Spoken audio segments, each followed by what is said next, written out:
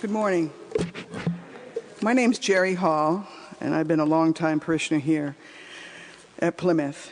And I've been asked to talk to you a little bit about our upcoming mission trip to Nicaragua. And one of the questions that's often been asked of me over the years, because I've done a lot of this over the years in many different countries, is why do you spend your time and energy and resources in other countries when the need is so great here in the United States? It's a difficult question to answer in some respects because, yes, I agree, but no, I don't agree. And the answer is very close to my heart, and it's hard to talk about something that I'm so passionate about. But what I can say is that more and more I realize, and I think many of us do here realize, that we become very much of more of an ethnocentric country in many ways, and we protect so much of what we're all about, whether it be our borders, our finances, our wealth, our energies, in a very strong way, enough so that we get very nervous when anybody asks us to share a little bit of who we are or what we have. And for myself, having been very involved in different types of service over the years, both here in other countries, in inner city working with the disenfranchised, with people that materially have what seemingly on the surface nothing, but in reality they have so much more than we could ever imagine. And what my work over the years in Peru, Bolivia, Somalia, Nicaragua, El Salvador has taught me is that the people that seemingly have nothing in terms of material wealth have so much more that they share with me unconditionally.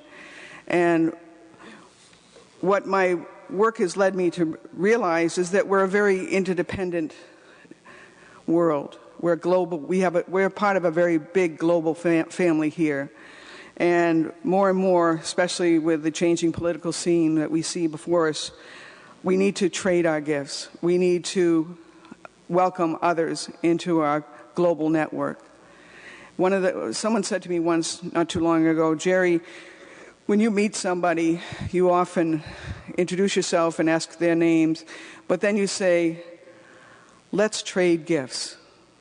And that's pretty much what this is all about for me, in that I know I lack so much in terms of the ability sometimes to be fully present to other people, to share my caring and love, and yours by extension, to others in need, whether it be in our local service trips or in, like this one, which is a distance in Nicaragua.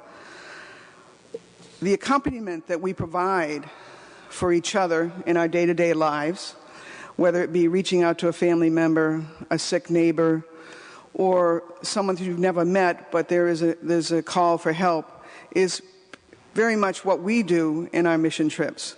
We donate our time and energy and resources to people who are so loving and accepting and have told me over and over again, I am so thrilled that you came to us because it helps me feel, I'm talking in the voice of the people in other places, like somebody still cares. Somebody still cares about who we are and what we're struggling with. And I'm sure each one of you know how important it is to be loved and cared for, or to have someone reach out of nowhere and visit you, or to a phone call, or a hug, or a smile. And the trading of gifts is something that I think breaks down a lot of the ethnocentrism that we struggle with, especially in this country, where we think we're the be-all and end-all of many things as Americans. Maybe many people don't believe that here, but as a country, sometimes we become very insulated and insular. So in terms of how I would respond to that question, yes, we have many needs here, and many of us do respond to those needs, but I also feel very compelled and passionate beyond belief to share who I am and what I'm all about with others, but also it's a mutual sharing. It's an interdependence, and it's a type of accompaniment that really helps me to realize that we need each other as a global family to survive and to care. And when I accompany somebody that's hurting, and as many of you have done, it helps to find the energy, one's personal energy, to find other ways to deal with the hardships. And also that accompaniment of feeling like, I'm not alone in this. I'm not alone. Somebody else came this distance to be with me, to share their gifts, and ask me to share mine with them in a way that is just so life-giving and nourishing. And so in completion, I want to say that love has no boundaries. We really have no boundaries when it comes to love and caring. And if it wasn't for you, all of you here and so many that aren't here today, and your willingness to share your gifts, your energy with those of us who have done mission trips over the years and will continue to do in the future, many of these possibilities would not happen. And so I have a special gratitude for all of you here, in that many people cannot do what we're doing, but we are an extension of caring and love. And so I just want to say over and over again, muchísimas gracias, merci beaucoup, lo que sea, pero I need your help, we need your help, but we mostly need your love and caring, because we are an extension of all of you on this trip. So thank you.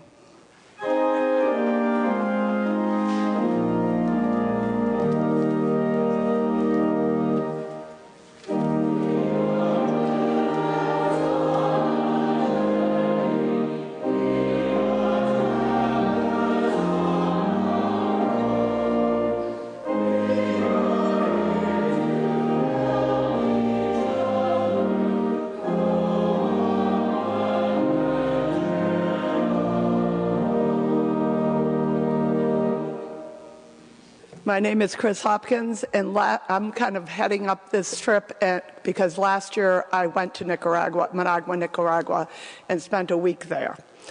Last January, a group of 9 people representing the New York State Conference traveled on a mission trip to Managua, Nicaragua. The New York State Conference has a partnership with Iglesia Mission Cristiana. The conference office is located in Managua. The conference oversees 52 churches throughout Nicaragua. This year, like last year, we will be working with Primera Iglesia Mission Cristiana in Managua. Some of the members of Primera Iglesia Mission Cristiana were not pleased with the education the children were receiving in the public schools. The classrooms are overcrowded, they lack supplies, and the teachers are paid poverty wages. The public school day for children in Managua runs until noon. Only 30% of the children finish the 6th grade. Sonia, a member of Primera Iglesia Mission Cristiana, believes that one person with support can create change on a small scale. She shared our idea of creating an after-school program for the children in the neighborhood with the members of the church. With the help and financial support of the conference, the 50-member church, and Compassion's Christian Child Sponsorship Ministry, the after-school program was created. The after-school program supports the social, emotional, and personal needs of the children. Family members are asked to volunteer in the after-school program. Parents on a rotating basis cook the daily meal, which usually consists of rice and beans. This may be the only meal that some of the children receive. The school has had a positive effect on a small group of children who attend the struggling public school system. They have been given hope for a better way of life. The after-school program at the church was expanding and more space was needed. Last year, a 2nd floor was added to the church to better serve the children. While we were in Managua last January, we painted beams and we created rebar. The local carpenters were using the beams and rebar to frame the 2nd floor of the church. The 2nd floor was finished in June. 100% of the $1,000 Plymouth raised last January was used to help build the new space for the after-school program. This year, 3 different age groups of children are now attending the after-school program. The program runs from 12:30 to 4, when the public schools are in session from February to November. This year, 4 people representing Plymouth, 2 people representing Bayberry, 2 people from New York City, and 2 people representing the New York State Conference will be traveling to Managua on February 20th. We plan to spend most of our stay in Managua working with the children, teachers, and families involved in the after-school program. Sonia suggested that we may want to run a Bible school or create and teach some units. She also will be in contact with Geri Hall about health education ideas for children and their families. We will be visiting a rural village during our visit. While in the village, we may be hosting a Bible school. We may also be installing a biofuel system. We'll be participating in a conference call this week to finalize plans. As in any mission trip, the plans may change. I'm excited to see the after-school program's new space and be part of the dream of a small group of people. I'm returning to Managua because we live in a global society. Everything that happens in one small part of the world affects us. We are no longer just citizens of the United States, we are citizens of the world. I have been involved with many different types of mission trips and mission experiences. Each time I go on a mission trip or local mission experience, I come back feeling that I made a small difference. Each mission experience I have been involved in has changed me. When I moved to Syracuse in 1977 from Maine, like my family, I was a conservative. I had little knowledge of anything that was happening outside the state of Maine. Moving to Syracuse and teaching in the Syracuse City Schools was the first part of my transformation. When I started attending Plymouth in 1988, my eyes and my heart began to open wider. Plymouth has been involved in local, national, and international missions since its founding. Through mission experiences at Plymouth, I began to learn and understand the needs of the individuals and families in different communities. I also started looking at where I was donating my money and volunteering. I began asking myself if the money and my time were helping people in need. I now donate money and my time to charities or organizations that truly make a difference for people in need in our local and our global community. I would like to thank Plymouth and its people for support in my growth and understanding of what mission looks like. I challenge anyone who has not been involved in a mission experience or a mission trip at Plymouth to open their heart and take the leap. Your life will be changed forever, and you will have a better understanding of what is needed to create a better life for our local and global society.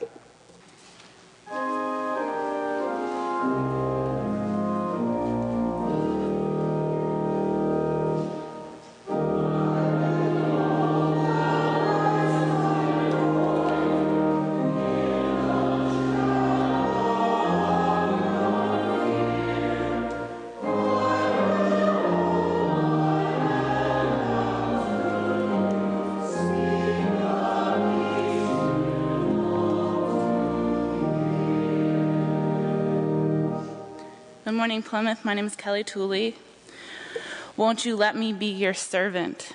I grew up at Plymouth. I am a veteran of Plymouth mission trips. This will be my 7th mission trip with Plymouth. My experience growing up at Plymouth has given me a great value of service. And that inspired me a few years ago to join the Peace Corps. I served 2 years as a Peace Corps volunteer in a very small country in southern Africa. It's called Swaziland. It's known to be the country with the highest HIV rate in the entire world. I served as a health educator. Peace Corps, it's a federal U.S. program. They place volunteers in over 100 countries, third world countries that are in desperate need of help around the world. Their mission is to promote world peace and friendship by fulfilling 3 goals. So the first goal is to help, people in third world countries by giving them trained men and women to help them in their needs. So when I was a Peace Corps volunteer, I went out to Africa. I lived out in the far, far communities. I lived in a 10-foot by 10-foot house. I had to learn how to live just like them. I, learned how to wash my own clothes with my hands. I learned how to take a bucket bath in a liter of water. I learned how to take public transportation everywhere I went. I was truly living just like the people that we were trying to help. My work on a day-to-day basis, I spent most of my days teaching English, teaching math, teaching handcrafts. I worked in schools from preschool all the way up through elementary, high school, and even adult education. I worked on grant writing. I worked with the HIV support groups, facilitating trainings for them. I'm very proud of the Girls Empowerment Club that I created when I was there. And I also worked on a big summer camp program that we developed and brought a bunch of girls from all around our small communities and brought them together into, one place during the summer and taught them how to be leaders in their community. The list of work I did, I hope I can talk about all the stuff I did over the 2 years. But still, I always had this lingering feeling inside me, is this work actually helping anybody? Am I being a help? Because making a difference it's why we serve, right? We don't go to other countries and say, oh, I just went to Nicaragua so I could become a better person. We go there so we can make a difference. And it's hard to know if we're making a difference in such a short amount of time. So I have to think back to all of the Swazis that I worked with when I was there, the people in my communities, and over again they would come up to me and they would say, Kelly, thank you for coming. You really helped me with such and such, or they were really thankful I was there. But that was just a short-term thing. Thank you for bringing toys to me in Christmas, or thank you for bringing my daughter to this leadership camp. But it also helped to know that people that have grown up in the Peace Corps or with the Peace Corps volunteer in their community when they were younger, they would come up to us and say, oh, I remember Nick was here 30 years ago when I was in school, and now you can see what I've grown into. One of the guys who was like that, great man, his name was Musa. His name in Siswati means strength. He told this story to us all the time. He grew up, had a Peace Corps volunteer in his school who inspired him to finish school, because in Swaziland not everyone finishes school. So he was able to finish school. He was able to figure out how to make it through college, and eventually he became the program manager and lead trainer in the Peace Corps program, which really means that he has the distinct ability he is a Swazi man who would train every Peace Corps volunteer in the country and tell us, this is how to make a difference. This is what made a difference in my life, and now I'm going to train you to make a difference. And knowing that there are people like him who were touched by a Peace Corps volunteer and inspired by a Peace Corps volunteer, and now this is his life, I hope that I was able to do that in my service, that I was able to inspire one child in my community to become a better person, a more caring person, and when they grow up. So that's the first goal, is to bring skills and make a difference in the country we're serving. There are two other goals. The second goal of Peace Corps is to bring America to them, so to teach American values to the country we're going to. So this was easy, on a day-to-day basis. They would come to me and ask me about pop culture and about celebrities. Did I know Beyonce? Someone asked me if Barack Obama was my dad. So I said yes, and I wish. But then the tough parts are talking about American politics. And I'm glad I don't have to do that in Swaziland anymore. It's a tough time to talk about American politics right now. Hopefully we won't have to get into that in Nicaragua, but maybe. So the third goal is to help promote to talk about like Swazi culture back in America. So I do that like today. That's third goal is to talk about Swaziland and bring it back to America, and educate Americans on the love and all the wonderful things that are going on in third world countries. So I do that by talking. I wrote blogs. I've done lots of things. I sell my baskets, for those of you who know what I do in the summertime. I've spent 3 years. I've been home for 3 years now, and anyone who knows me, ask my sister, ask my coworkers at the refugee resettlement office here in Syracuse.